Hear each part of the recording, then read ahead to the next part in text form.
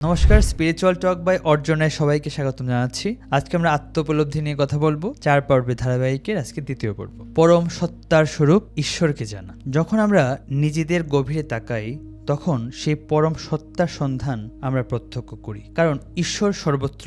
তিনি আছেন আমাদের ভেতর, পশুর চোখে, পাখির ডাকে, সর্বত্র। তিনি ভাবনার অতীত, তবে অনুভবে সবচেয়ে কাছের। তিনি নিরঞ্জন, মোহ বা মায়ার ঊর্ধ্বে। তিনি নির্গুণ, যাকে ভাষায় বর্ণনা করা যায় না, কিন্তু তিনি সকল গুণে উৎস।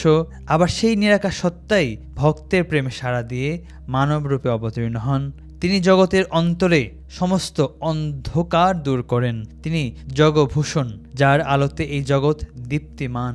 কিন্তু ভগবান বলছেন তিনি অতীত, বর্তমান ও ভবিষ্যৎ সকলকে জানেন, কিন্তু তাকে কেউ জানে না, কারণ তিনি বুদ্ধিহীন, মোহাচ্ছন্ন ব্যক্তির কাছে প্রকাশিত হন না। তাই ঈশ্বরকে জানতে হলে জ্ঞান প্রয়োজন।